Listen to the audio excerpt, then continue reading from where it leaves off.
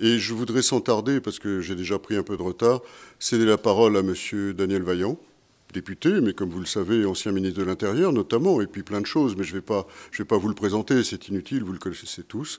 Mais il va nous parler de l'historique, et je ne sais pas, enfin, de ce qu'il aura envie de dire. À vous. Merci beaucoup. Monsieur le Président, Messieurs les Présidents, Miviludes, Latfi et combien d'autres présidentes ou présidents d'associations qui sont là. Et j'étais heureux de retrouver Bernard Gemnier, au nom de la ville de Paris, au nom de la maire de Paris, dont il avait raison de rappeler l'engagement ancien, sans faille, j'ai pu en témoigner, de l'action contre ce qu'on appelle les dérives sectaires. Et, excuse-moi Serge, j'ai toujours été un peu dubitatif par rapport à cette appellation. Moi, et je l'ai dit dans des lieux où je me retrouvais, mais c'était pas toi Serge, je disais, dérive sectaire, c'est bien gentil, mais dès qu'on parle de secte, c'est une dérive. Donc je trouvais que c'était une terminologie un peu faible, parce que toute démarche sectaire est encore une fois une dérive et donc est dangereuse dans la société. Donc voilà, je voulais vous dire ça en commençant, parce que j'ai, évidemment, ça fait pas 40 ans, même si le temps passe, et il est heureux de souhaiter un bon anniversaire à Latfi. Mais c'est une question que j'ai, comme élu, aussi pour des raisons plus personnelles, appréhendées à certains moments de ma vie.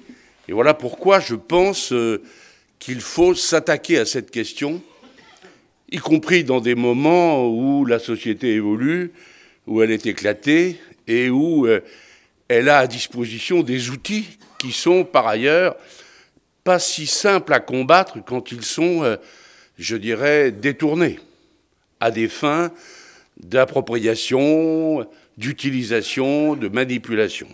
Et c'est souvent le cas des sectes, qu'elles soient grandes et médiatiques ou qu'elles soient plus diffuses dans la société et quelquefois d'autant plus dangereuses. L'histoire nous a toujours appris que ce type de phénomène est inhérent à la civilisation.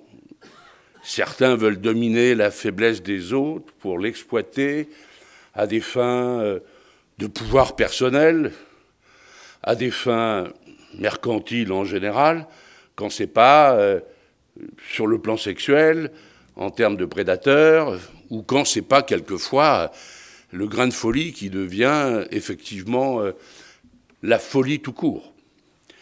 Et donc, dans nos sociétés modernes, cette question n'a pas été sérieusement prise en compte. Et c'est vrai que quand il y a des convulsions historiques, dramatiques, des guerres, par exemple, bon, on est tous orientés vers le combat pour la paix ou contre l'ennemi pour avoir la paix. Et c'est vrai que le combat contre les sectes, il est plus récent aujourd'hui parce que, tout simplement, on a besoin, les uns et les autres, de s'entraider, de solidarité. Et c'est vrai que les sectes développent des activités qui sont dramatiques pour beaucoup d'êtres humains, beaucoup de familles qui n'ont pas les moyens de se défendre ou de prendre conscience même de la difficulté dans laquelle ils vont tomber à travers l'adhésion à un certain nombre de mouvements qui s'organisent bien, qui trouvent des moyens, et pas uniquement au niveau des personnes. Je sais, pour avoir été en responsabilité, que des mouvements sectaires sont alimentés aussi par, là pour le coup, des dérives idéologiques, avec des moyens derrière. Il y a bien eu des anciens nazis recyclés qui, via l'Amérique latine, puis l'Espagne franquiste, ont développé des mouvements sectaires, je dirais, qui ne valaient pas mieux que leur engagement premier au moment où la Deuxième Guerre mondiale se déclenchait, ou un peu avant avec la prise de pouvoir du fascisme en Allemagne. Tout ça existe, on le sait, il y a eu des rapports. Je me souviens, et sans doute Serge, tu t'en rappelles, du rapport parlementaire sur la scientologie, notamment. Je me souviens de ça, c'était un bon rapport. Jacques Guyard, Jean-Pierre Bras. C'était très intéressant, très, je te dirais, rafraîchissant, parce qu'on y découvrait des choses, des motivations, on démontait des mécanismes. Oui, moi, ce qui m'avait choqué à l'époque, c'est que nous, les parlementaires, ne disposions pas de ce rapport et que Mme Gounod, dans les tribunes de l'Assemblée nationale, en disposait déjà. Il y avait donc eu, quelque part, là aussi, une dérive pour faire en sorte que cette structure, dont je n'ai jamais voulu qu'elle s'appelle Église. Et je trouve qu'il y a eu là aussi des faiblesses dans le langage, dans l'habitude quotidienne. Ne reconnaissons pas à une secte le statut d'Église. C'est ce qu'elle recherche. Bref, j'ai eu conscience qu'il y avait dans la société des mouvements, des entreprises qui devaient être combattus, y compris par les moyens de l'État ou les collectivités publiques. Et il est heureux que des associations comme la vôtre, comme celles qui sont ici, comme les vôtres, quelques autres, aient fait ce travail, et quelquefois pour aiguillonner le pouvoir d'État. Et je dois vous dire que quelquefois j'ai été surpris, désagréablement surpris, de voir à quel point, et ça a été, quand j'ai été, puisque vous l'avez dit, Monsieur le Président, quand j'ai été ministre de l'Intérieur durant 22 mois, c'est assez court, surtout compte tenu de l'agenda d'un ministre de l'Intérieur, mais motivé que j'étais, j'avais dit il faut s'attaquer, notamment pour ce qui nous concerne, l'État, contre la manière insidieuse dont les sectes investissent les directions, les ministères même. Parce que tout ça, ce sont des réalités. Moi, je me souviens avoir bloqué, je vous dis ça, je ne citerai pas de nom, hein, mais enfin, y compris après avoir eu un contact avec une AFI, qui était dans le 20e, je crois, à l'époque, d'avoir détecté une forme d'entrisme en matière d'experts reconnus par quelqu'un qui avait écrit des choses positives sur la scientologie dans un livre en 1987. Et j'ai mis les hauts là, et donc cette expertise n'a pas été sanctionnée positivement. Donc c'est très insidieux et c'est très difficile à détecter, à démonter. Alors il y a des actions, et moi je veux rendre hommage, pour une fois, et je dis ça en souriant, Monsieur le Président, je salue tous les journalistes ici présents qui ne vont pas manquer de relater l'intérêt de cette journée de réflexion, d'anniversaire. Je dis ça, évidemment, excepté ceux qui vont enregistrer pour pouvoir vous aider à communiquer. Mais peut-être y a-t-il des journalistes dans la salle, et je veux vraiment les saluer et les remercier. Mais ils sont trop peu nombreux. On n'a pas vu beaucoup de caméras se presser pour enregistrer, voir le travail que vous engagez bénévolement, quotidiennement, contre ces dérives, au service de l'intérêt général et des familles qui en sont les premières victimes. Eh bien pourtant, je pense que les médias ont eu un rôle positif quand ils ont médiatisé, notamment à travers la scientologie, tout le mal qu'il fallait en penser. Des débats ont permis à des victimes sorties de l'emprise de cette secte qui ont pu s'exprimer, démonter les mécanismes. Je crois que ça a eu une vertu pédagogique utile. Je trouve que c'est un peu retombé. Et que si la scientologie, notamment quelques autres aussi, ont pu faire l'objet de focus pour démonter, pour prévenir, pour éviter les drames, beaucoup de petites structures plus proches, plus insidieuses se sont développées quand ce ne sont pas des démarches individuelles, voire, là pour le coup, des dérives, je dirais, paramédicales. qui se développe et qui provoque aussi des drames, des difficultés dans la société, notamment auprès de celles et ceux qui sont les plus fragiles, comme vous le disiez tout à l'heure.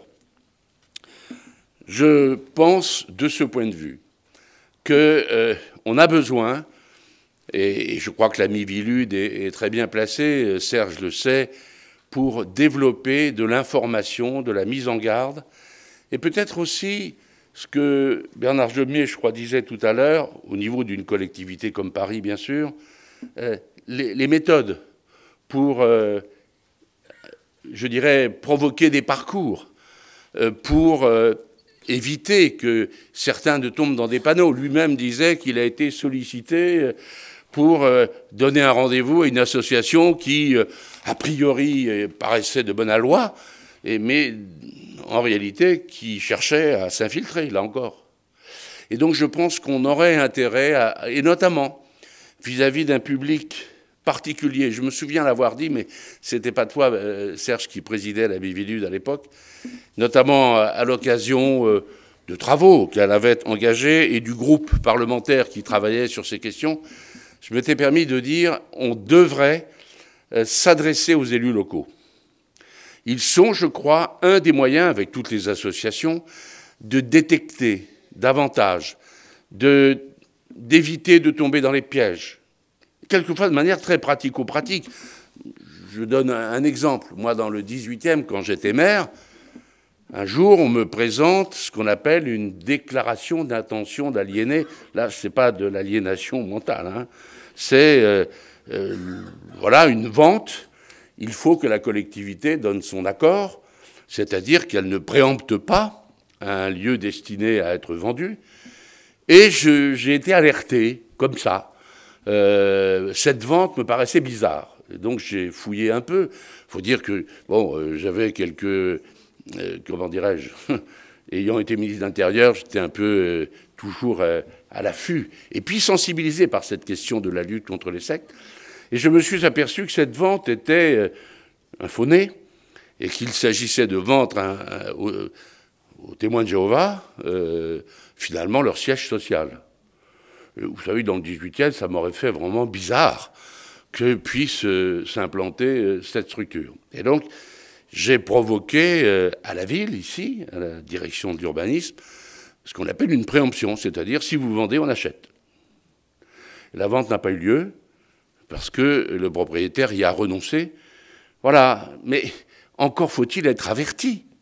Encore faut-il avoir ces éléments d'information dont je pouvais disposer, mais que d'autres élus, dans des mairies, en province, ne savent pas. Et donc, quelquefois, on peut être des complices passifs de l'emprise d'un certain nombre de groupes, de sectes, qui deviennent propriétaires, qui ont pignon sur rue, et dont on sait qu'après, il est très difficile de les combattre, parce qu'ils ont été finalement reconnus. Je me souviens, et je ne vais pas être beaucoup plus long, de la loi, et parce que j'étais ministre des Relations avec le Parlement, avant d'être ministre de l'Intérieur, à Boupicard. Je connaissais bien Catherine Picard, qui avait siégé, cher Serge, sur nos bancs, 5e circonscription de l'Eure, à l'époque, vous voyez, je me souviens. Et cette loi, qui était très utile, venant à la fois des rangs, je dirais, de la gauche à l'Assemblée nationale, de la droite au Sénat, et donc qui partait d'un principe, je dirais, de rassemblement, et très utile, parce qu'au moins, les clivages ne sont pas là à tous les coins de rue. Après, je dirais, les légendaires combats d'Alain Vivien, de quelques autres, avec tous les déboires d'ailleurs qu'il en a ressentis. Mais je me souviens de débats pour aller un peu moins loin que nous ne souhaitions aller. Y compris, alors moi qui étais devenu ministre de l'Intérieur après, avoir eu des discussions avec des responsables de religion installés. Et je suis très attaché à la loi de 1905, j'imagine comme chacune et chacun d'entre vous, et qui ne voulait pas qu'on aille trop sur les questions d'abus de confiance, en disant mais est-ce que derrière l'idée n'est pas de nous empêcher de pouvoir développer nos propres pensées, croyances et manières d'effectuer ces ces croyances. Je leur avais dit, mais vous n'avez rien à craindre. L'État français n'a jamais considéré que les religions étaient des sectes qui avaient réussi. J'ai entendu ce concept quelquefois. Moi, je n'ai jamais adhéré à ça, parce que quand il y a des siècles et des siècles qui sont passés, il faut considérer que les religions doivent rester dans le registre qui est le leur, dans le cadre de la loi de 1905, et les laisser se développer selon des méthodes démocratiques, respectueuses des lois de la République, mais qu'il faut au contraire s'appuyer sur des religions pour lutter contre les effets nocifs de ceux qui pillent d'une certaine manière. Je me souviens, j'avais dit ça aux représentants importants de l'Église catholique en disant « mais vous vous rendez pas compte que ces sectes n'hésitent pas à piller vos fondements ?» Et on l'a vu avec des sectes à, je dirais, d'obédience chrétienne, et avec les drames qui en découlaient. Mais il y avait une sorte de gêne en disant « mais est-ce que c'est pas une manière ensuite de s'attaquer à nous ?» Non. Et donc je crois qu'il ne faut pas tomber dans le panneau. Il faut faire des églises, même si, à titre personnel, je veux le confirmer ici, c'est une notoriété publique, je suis athée personnellement, mais j'ai été ministre des cultes. Je leur disais d'ailleurs toujours, n'ayez aucune inquiétude, je suis équidistant avec chacune et chacun d'entre vous. Je n'aurai pas de préférence. Mais je considère que la loi de 1905 est une loi importante, une loi de liberté, d'exercice privé des cultes, dans le cadre du respect des lois de la République. Et il ne faut pas confondre, donc, les religions et les sectes. Et je crois qu'il faut s'appuyer. Tout à l'heure, on parlait de l'islam radical. Bien sûr, il faut éviter les amalgames sémantiques, tout ça est très compliqué. Mais enfin, je pense que par rapport à ce radicalisme et à cet intégrisme dangereux qui finit quelquefois dans la barbarie et dans le sang, il faut s'appuyer, y compris sur les religions, et notamment sur l'islam de France, pour combattre les dérives d'un certain nombre de groupes dont on peut considérer qu'ils ne sont pas conformes aux lois de la République et à la loi de 1905, pour mieux les combattre. C'est un combat de toutes et tous. Et je crois que le devoir des femmes et des hommes publics, en responsabilité, c'est de ne pas laisser cette question en sous-traitance par des associations valeureuses, motivées, quelquefois avec des responsables qui s'engagent parce qu'eux-mêmes ont subi, d'une manière ou d'une autre, les drames de la vie, et quelquefois à l'origine de mouvements sectaires, de groupes ou de personnes qui exploitent la misère humaine ou la faiblesse psychologique. Voilà, c'est des combats difficiles. Et tout à l'heure, Bernard Gemier disait, dans 40 ans, bon, moi je serai plus là, hein, mais j'espère qu'il y aura toujours des gens pour défendre cette lumière, celle de la vie, de la liberté, de conscience, mais tout simplement d'aller et venir dans le cadre de sa vie familiale, sa vie professionnelle, sa vie associative. Et je crains bien que, cher Président, que la société ait encore besoin de vous dans 40 ans. Parce que ce type de phénomène, hélas, n'est jamais totalement éradiqué. On peut faire reculer, on l'a démontré par le passé, des choses ont été faites, mais il y a des moments où après on s'endort un peu. Je ne voudrais pas que nous soyons dans cette période de bouleversement, de crise, de convulsion du monde, de drame liés à la crise économique, le chômage, avec les faiblesses et les difficultés psychologiques que cela peut entraîner. Ne sommeillons pas, soyons vigilants. Chacun à sa place, mais ensemble. Moi, je crois à la coproduction. Je l'ai souvent dit à propos de la sécurité, oui, c'est quelque chose qui se coproduit dans la société. Pas que la police pour faire la sécurité, ça n'existe pas, ça c'est de la comédie. Mais la liberté aussi, ça se coproduit. Il faut être vigilant. Il y a eu des conquêtes qui ont permis effectivement la libération dans des pays comme les nôtres de l'homme, les droits de l'homme, les droits de l'enfant. Quand je dis de l'homme, je pense bien sûr à la femme et à l'homme, mêlés dans un même mouvement. Mais hélas, il y a toujours des gens qui essaieront de prendre le chemin de traverse pour mieux dominer, exploiter et rendre la vie intenable à des individus, rompre les liens familiaux, on connaît ça. C'est souvent un des buts qui est à l'origine de la, je dirais, de la démarche de prédation sur des individus. Avec l'argent, je l'ai dit, mais rompre le lien familial, c'est souvent un des moyens trouvés pour isoler la personne, mettre le grappin dessus, le grappin sur sa vie, mettre le grappin sur son argent, mettre le grappin sur son corps, parce que ça arrive aussi. Je pense donc qu'on a besoin de tous et que les élus locaux que nous sommes ont leur part. Et là, je me dis qu'il faudrait être plus pédagogique vis-à-vis de tous ces élus locaux. Ils sont nombreux en France, on dit des fois qu'il y en a trop. Je dis il y en a trop, mais ils sont souvent bénévoles et ils sont bien utiles dans la société pour prévenir des drames quand c'est pas pour les guérir. Donc voilà pourquoi je pense que nous devons agir à tous les niveaux, s'appuyer sur tous ceux qui sont de bonne foi et qui veulent lutter pour la vraie liberté, c'est-à-dire contre toutes les sectes, notamment, pas seulement, les mouvements politiques sans doute aussi, certains en tout cas, qui d'ailleurs ont souvent un comportement plutôt sectaire. En tout cas, face au sectarisme, je crois qu'il faut rester unis et qu'on a la chance de vivre en France avec une histoire, avec la séparation des pouvoirs, avec la liberté de penser, avec les droits de l'homme, avec la République. Eh bien, je pense qu'il faut savoir utiliser tous ces leviers que la République nous donne pour lutter pour la liberté, donc contre les sectes. Et bon travail à vous, bonne journée, et de toute façon, nous, cher Président, dans le 18e, autant que vous le souhaiterez, puisque nous avons le plaisir, dans le 18e, d'accueillir. C'est aussi une manière d'aider, entre parenthèses. Quand il y a des problèmes de locaux qui se posent pour une association de lutte contre les sectes, eh bien, quand on peut trouver les moyens légaux de faciliter les choses pour une association, c'est bien. Quand un parlementaire peut aider, puisqu'il y a cette fameuse réserve parlementaire, eh bien, c'est bien qu'on n'oublie pas non plus les associations de lutte contre les sectes. Je vous remercie. Bon travail. Merci.